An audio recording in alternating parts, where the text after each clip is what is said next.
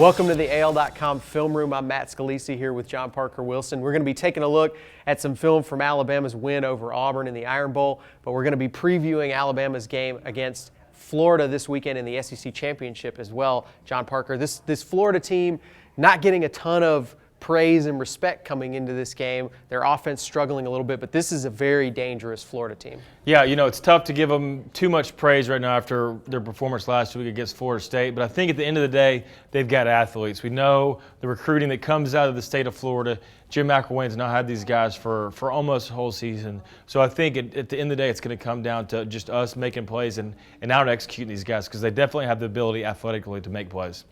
So Alabama's defense obviously playing about as good as anybody in the country right now, and we knew coming into the Iron Bowl, Auburn was going to try some things to take advantage of what they could find in terms of a gap in this defense. One of the things they had a little bit of success with was throwing to the running backs out of the backfield. And why was this working for Auburn early in the game? So right here, Alabama's running a man coverage, and it's a little bit of misdirection in the backfield. I think Jeremy Johnson does a good job selling it, and our linebacker just gets lost a little bit with the misdirection in the backfield. We can see Jeremy Johnson, little play action fake dive to the running back, and it looks like he's throwing left. So we'll see our linebacker, his eyes actually are following Jeremy Johnson's this way to the left. He does a quick job of redirecting and negotiating the throw around our defensive end. But at this point, you can see when your eyes get caught in the backfield, now the blocker's right in the way. So just that one step, and that's why we run misdirection on offense, is try to get the linebackers and safety one step out of the way. At that point, he's got no chance to make it. Now our lead blocker, rather than looking for the inside linebackers, now downfield looking for corners to block. So it's really disciplined when you see these running backs in the backfield. I think Auburn did a good job, and I know Coach Mack will do it at Florida because he did it with us. So it's just trying to cause problems through the backfield. And then when a little bitty guy like this has it, he's got a chance to make plays downfield. We'll see the end zone version, and it's just getting the ball quick. And you always want to get the running backs the ball quick so they can get in their hands and make plays. Rather than taking a running back, this is just an extension of a running game. This was a designed throw to the running back, and he does a good job. And then when you got an offensive lineman downfield blocking a corner, it's going to be a big play.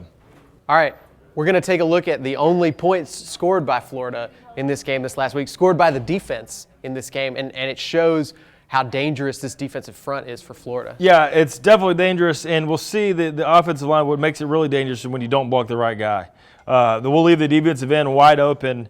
Like I said earlier in the last play, it's about Florida guys having some athletic ability. Right here, they'll definitely show that. Rushing the passer, I don't think it mattered if he'd blocked him or not. But this game for Alabama on offense is about protecting the ball and not letting stuff like this happen. We've shown in the past when we're able to protect the ball, good things usually happen.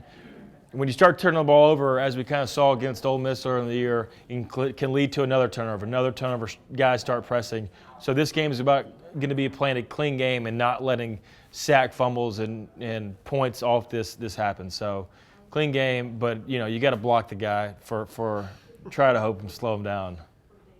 One thing we do know about Florida offense, and Doug Nussmeier, the offensive coordinator, Jim McElwain obviously did this too. They love the power run. They love to line up and just try and run it right at the defense. We're going to see them do it here against LSU, a very tough defensive front here. What do you see out of this formation, and what do you see out of what Florida does here that reminds you of what you've seen at Alabama? Yeah, so 3rd and goal from the 2. We're just going to put it on the big offensive lineman. We've got a big tight end right here, another tight end, a fullback. So this is our big personnel. We're going to sell it for the run on offense. And, the LSU actually does a pretty good job. It's Kelvin Taylor right here reading it kind of like we've seen from Derrick Henry and busting it outside. So once again, this athletic ability of the running back, who they've relied a lot on this year with this guy, is seeing it. And then because actually the point of attack, we see 49 right here get upfield. He should make the play in the backfield, but it's Kelvin just doing a good job of making a play. We'll see right here, this is just power football. We're beat at the point of attack by 83, the tight end. This should be a walk in the end zone with the way they double-teamed it and had it blocked. As Alabama, if we're Alabama looking at this, you got to have penetration. This is how you stop goal line plays, is penetration, busting these gaps. They're able to do it. It's just their running back's better than the defensive end right here. Goes in for the touchdown, 3rd down. First touchdown of the game for the Alabama offense John Parker came off a passing play. Jake Coker scrambling, making something happen under pressure here. We've seen him do this a few times during the season. This was a really impressive effort from him. Yeah, really impressive. But before we get started, 12 points right here in the first half, and that was all from our kicker, Adam Griffith. Started the season tough. Coach Saban was telling everybody, hey, stick with him, give him a chance. He's a good kicker, and he's definitely showed us that. So, really big for him to step up. But Coker making play. We saw him earlier in this actual drive break tackles to extend the play. Right here, we'll see a 5-star recruit, Carl Lawson. Coker just sheds him. Next, we'll see Byron Cowart.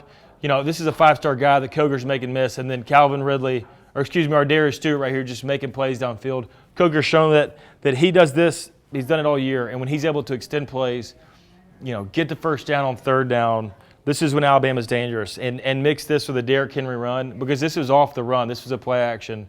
This is just a good throw and catch by him. Very tough throw, great catch.